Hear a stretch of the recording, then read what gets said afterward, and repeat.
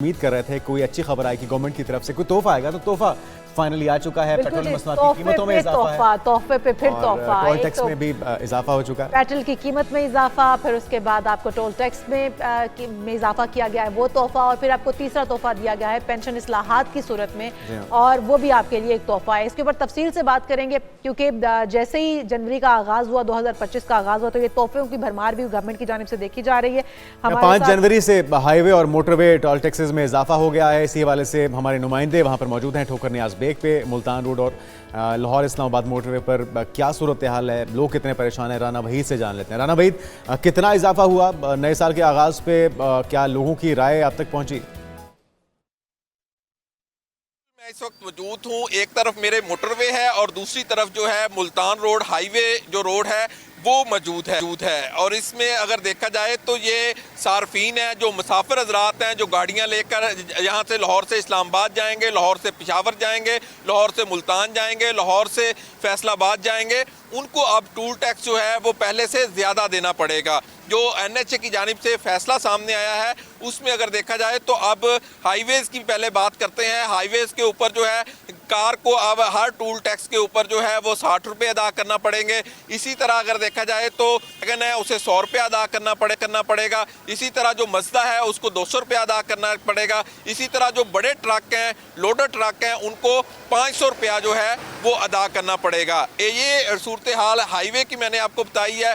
अगर इसी तरह बात की जाए, मोटरवे की बात की जाए, M1, M2, M3, M5 की, तो वहाँ पे भी जो है वो टूल टैक्स में इजाफा हो गया है। अब मोटरवे के ऊपर जो है पहले हम देखते थे कि जो आम आदमी है उसका कार है उसका टूल टैक्स कम था, अब उसमें भी जो है कार के टूल टैक्स में भी जो है तकरीबन 40 से 50 रुपये जो है वो इजाफा किया गया है। तो ये सूरत हाल जो है अब देखनी पड़ेगी, चूँकि मुसाफिर हैं, उनसे मेरी बात भी हुई है शहरियों से। उनका ये कहना है कि हुकूमत जिस तरह के टैक्स आयद कर रही है, टूल टैक्स में इजाफा कर रही हैं, उस तरह की सहूलियात जो हैं नहीं दी जा रही। जबकि जो वहीद हमारे साथ मौजूद थे और बहरहाल कोई तोहफा दिए जाने की उम्मीद थी, लेकिन हम देख रहे हैं कि तोहफा जिस सूरत में दिया गया है अवाम उससे थोड़े नाला नजर आते हैं। हमारे साथ मौजूद हैं डॉक्टर हाकान हसन नजीब, साबिक मुशीर वज़ारत ख़ज़ाना है।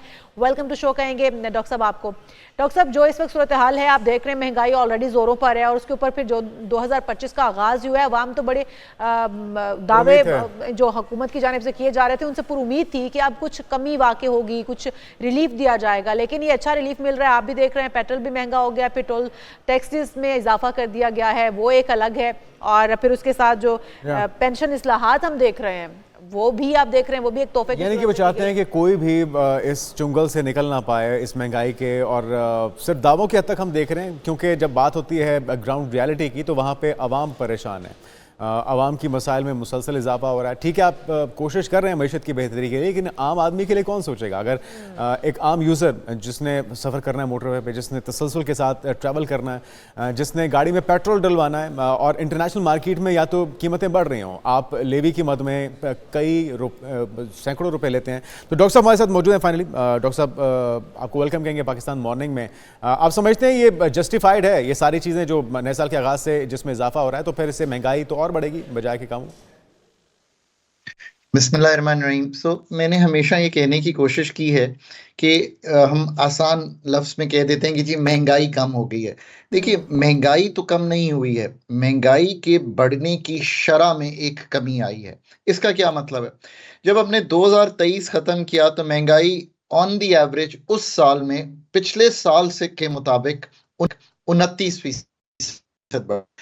अगर 100 रुपए की चीजें थी, ये 600 के करीब हम CPI कैलकुलेट करते हैं अशिया लेकर, तो वो 129 रुपए की हो गई ऑन दी एवरेज। अब अगला साल आया तो वो फिर 23.4% बढ़ी, तो ये तकरीबन 160 रुपए पे चली गई। अब अगर इस साल में मालियाती साल जो 2025 का, इसमें भी कीमतें इसी तरह बढ़ती रहती तो ये तो कहीं 180 पे चली जाती, पर अब कीमतें 8-9% ऑन दी एवरेज बढ़ेंगी। पहले 6 माह में 7% बढ़ी जो हमारे हैं वो यही कहते हैं कि ये अदादो शुमार का हेर फेर है और कुछ भी नहीं है, हुकूमत सिर्फ इधर से इधर अदादो शुमार कर रही है और हमें पागल बनाया जा रहा है। तो जो इस वक्त आप इस्लाहात पेंशन में हुई हैं या फिर टोल टैक्स में जो इजाफा हुआ है, ये भी आप समझते हैं, जिस तरह आप पहले ही कह चुके हैं, बल्कि 12 बार आप कह चुके हैं कि महंगाई में कमी नहीं हुई है बल्कि महंगाई के बढ़ने की रफ्तार में कमी हुई है, तो महंगाई इसी तरह से बढ़ती रहेगी, आने वाले दिनों में भी हमें इसी तरह से हल्का फुल्का इजाफा देखने में मिलता रहेगा? दुरुस्त। देखिए ना, अब अगर हम एनएचए में आ जाएं तो दो तरीके हैं कि या तो आप एनएचए समझें कि इतनी एफिशिएंट हम ऑर्गेनाइजेशन बनाएं, लोग कम करें, होगी एफिशिएंट, और उसको एफिशिएंट करें, खर्चे कम करें, यानी कि एक्सपेंडिचर साइड और एफिशिएंसीज और उसकी जो सलाहियत है वो बढ़ाएं। हम एनएचए को ऐसा अदारा बनाएं। आई एम श्योर कि अथॉरिटीज उस पर काम कर रही होंगी।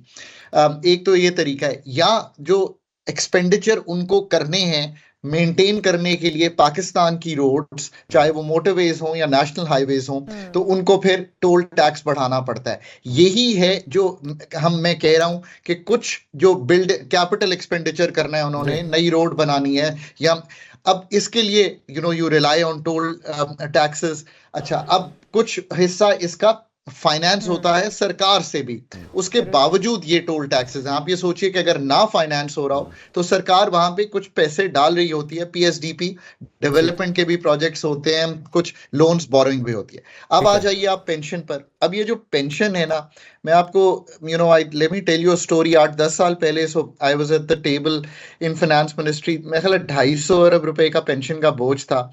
मैंने तब भी कहा कि ये डबल हो जाएगा आने वाले चंद साल में, वो 500 अरब हो गया। हमने एक पे एंड पेंशन बनाया, फिर हमने एक पे एंड पेंशन कमीशन बनाया। आज 2024 में वो 1000 अरब रुपए का है।